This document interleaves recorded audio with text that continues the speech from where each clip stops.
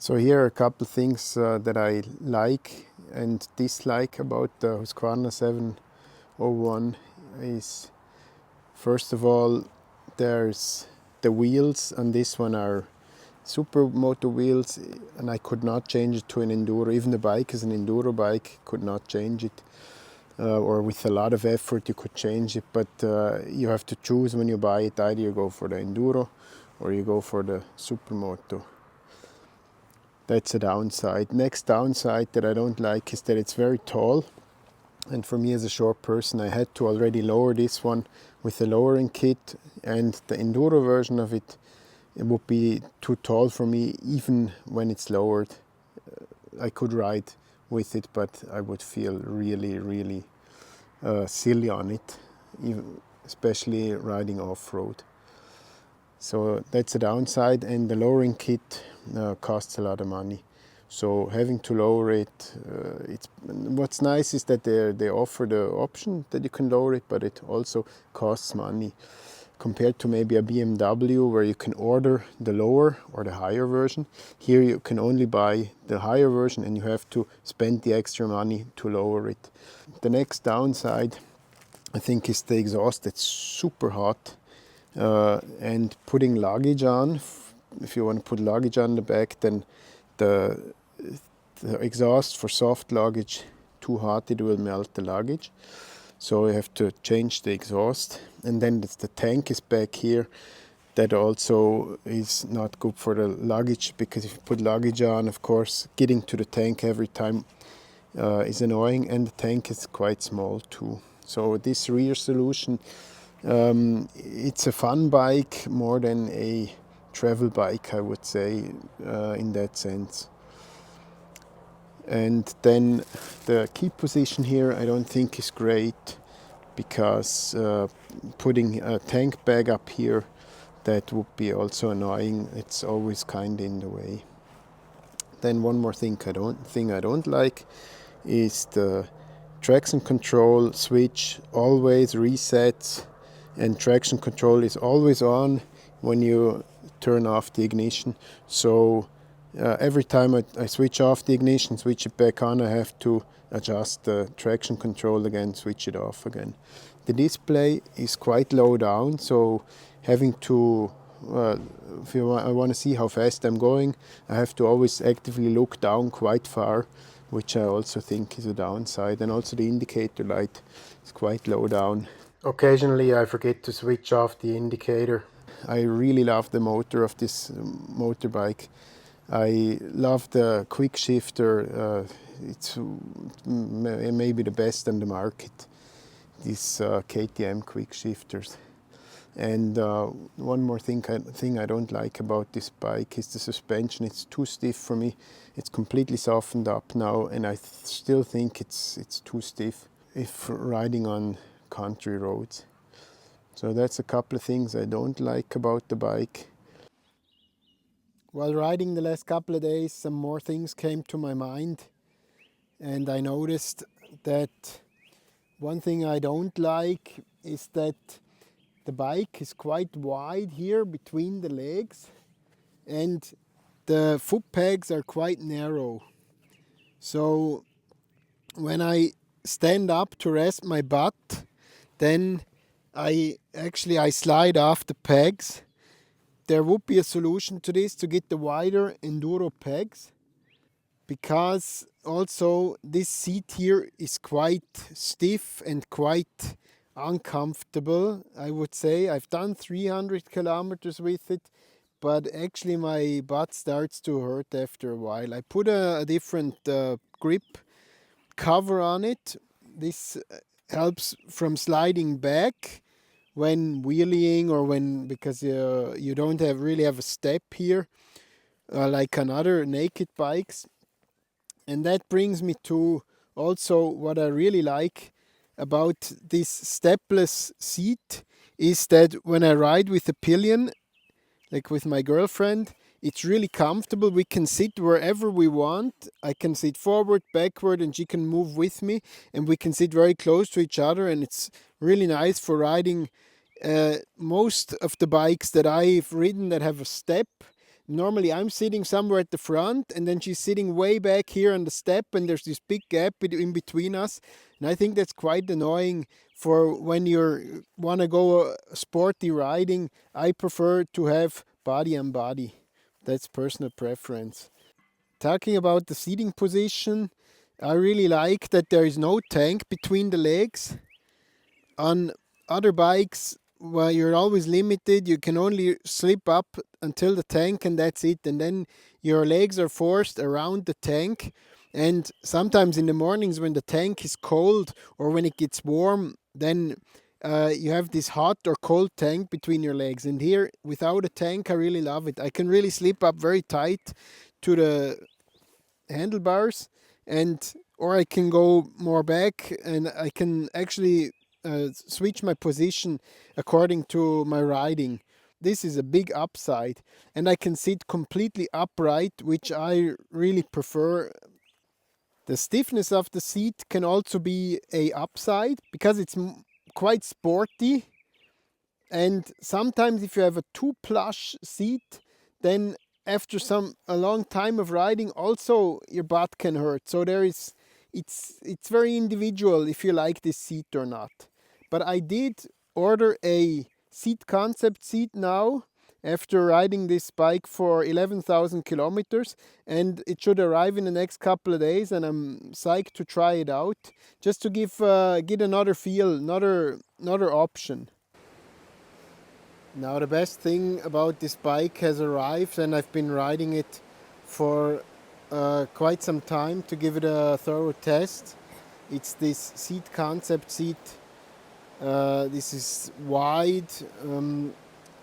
Make sure that you get the right one for America or for Europe. There are two different ones.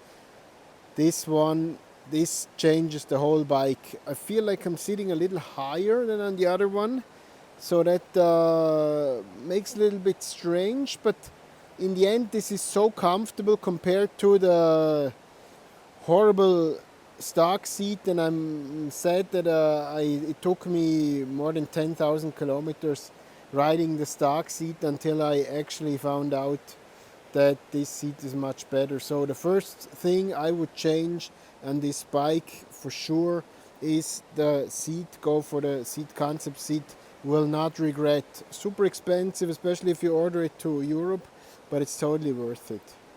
I noticed how aggressive and wonderful these brakes work with only one finger, tapping them really lightly. It's only a one disc, but they're so powerful and they work so well that especially when I was testing other bikes again, I noticed these brakes are really killer.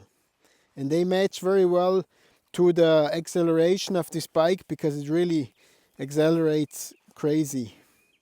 To make this bike complete, I put an open air case inside it, which really makes a big difference, especially the torque from the bottom, and that's exactly what you want on a bike like this. And then I put a sprocket with one tooth less on at the front, and that gives it even more torque. And still at the high end, I mean, you can go still quick enough. I would say I could still hit 180 kilometers per hour, and that's plenty. Also riding other bikes recently, I noticed how much I love this clutch. Hydraulic clutch, I just prefer it over any cable clutch. It's so soft, and this clutch is super direct.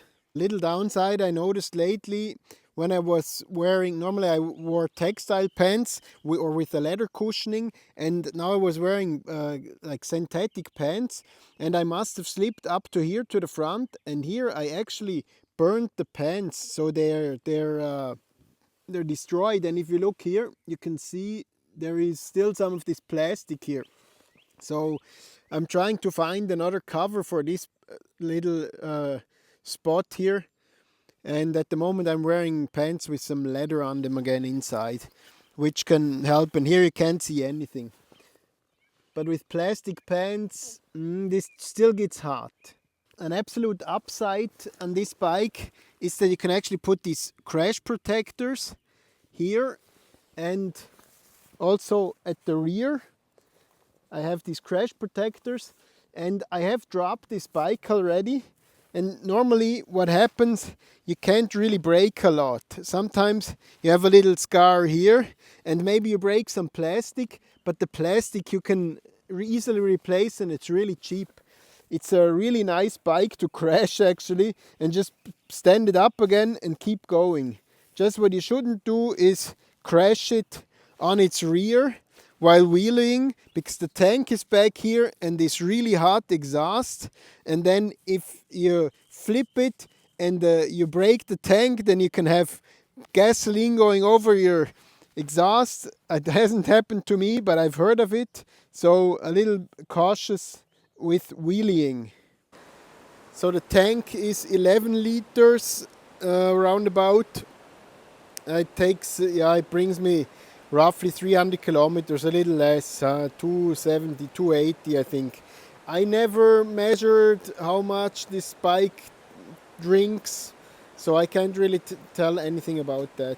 These two handles here, they're an option. They come with the bike and I mounted them and I use them. Sometimes I put a bag on the back here and I just strap it down on these handles. Other than that, I think they're not really very useful. I think a rack would be better. There are racks available.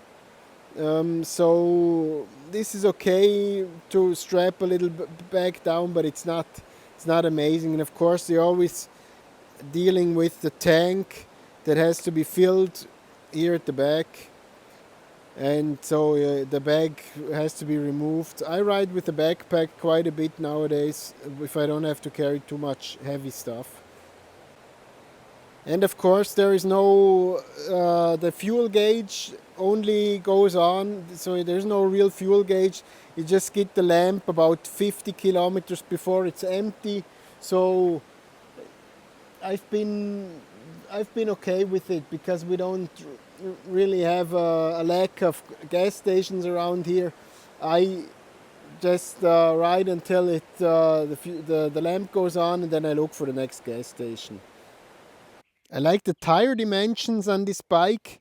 There is a big variety of tires available in these sizes. I've had bikes where it was really a mission to find a nice tire. On the rear I've gone through a couple of tires, and now at the moment I'm on the Conti Trail Attack 3, and I must say this tire has been quite good. You can tell that I can easily come down to the edge here, so you can feel the edge comes quite quick, and there's not a lot of profile here on the edge, but I think that shouldn't be a problem. And then there's a lot of profile up here in the middle, and it's like this tire that's designed for like heavy motorbikes like the BMW GS and that kind of stuff.